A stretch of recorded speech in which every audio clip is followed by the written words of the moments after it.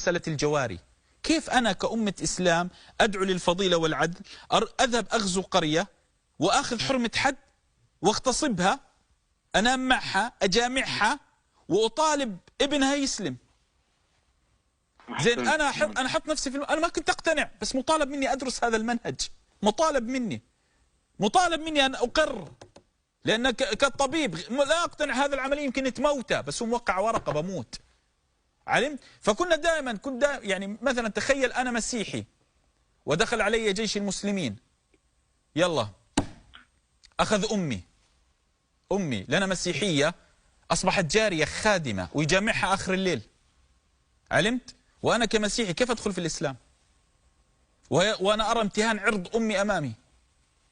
حنا تعرف شو مشكلتنا أهل الإسلام؟ ما نقيس المصايب على أنفسنا. ما أدري إذا أنت مقتنع إلى الآن ولا لا. ما نقيس المصايب على أنفسنا. أنا ما سألتك إذا ما أريد أقول لك حنا مصيبتنا دائما نقيس مصالحنا. لا جواري ويهينهن الله عز وجل ملكة اليمين. الله حارب ملك اليمين، دليل جل الكفارات، مثل ما حارب الخمر تدريجي، صح؟ حارب الخمر تدريجي رب العباد، وحارب ملك اليمين تدريجي، الدليل أغلب الذنوب فعتق رقبة، تحرير رقبة، صح ولا لا؟ فأنت لا تأتي تطالب شاب أخذت أمه أمام عينه لأنها مسيحية واليهودية، ونام مع ذاك المبجل وجامعها وأسمع صراخ أمي في الليل، ثم تريد مني أن أدخل الدين وتقول لي والله هذا الدين. علمت؟ كثير الأمور يخفيها رجال الدين، كثيرة هم عندهم أن الجارية عورتها من السرة للركبة، عادي البنت تمشي وصدرها طالع والناس يشوفونها، لا كرامة موجودة في كتب الفقه، بس هم ما يحبون يتكلم بهذا الأمر.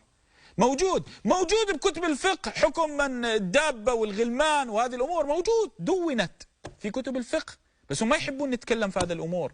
يقول لك لا تبرز هذا الأمر للعامة، لا أخفي العامة، لا يصلح أن تعطيهم تعدد آراء، أعطيهم رأي واحد.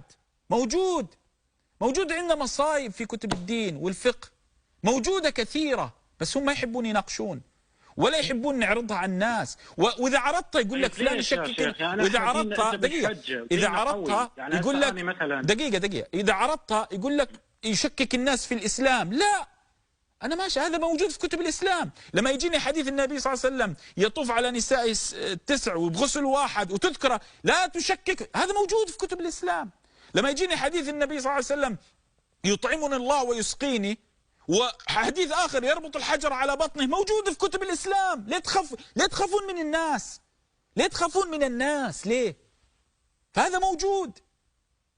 فعندنا كثير أمور رجال الدين يخفون 90% ويخشون، والله يخافون يطلعون. أنا كنت دائما أتمنى أصحاب الفكر المتشدد يطلع يفتي للناس، والله أمنية حياتي أصحاب الفكر المتشدد يطلع يفتي الناس. لن يستمر.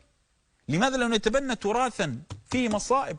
تخيل أنا مثلا أقول لك تسأل واحد ما حكم مسلم قتل رجل مسيحي في وطنه، وش الجواب تتوقع يا شو اسمك؟ أبو سليمان، شو الجواب تتوقع؟ سيقول لك لا، لن يرح رائحة الجنة، لكن ليس مخلد في النار، آخر شيء بيدخل الجنة، لكن لا يقتل. ليه؟ لأنه مسلم، ممنوع تقتله، لا يقتل مسلم بكافر. زين، لو أنا ذهبت لأوروبا وقتلني مسيحي وجاء القاضي قال أوكي بس يدفع الدية وممنوع نقتله، ليه؟ لأنه مسيحي. شو رأيك أنت؟ إحنا ما نقيس الأمور، إحنا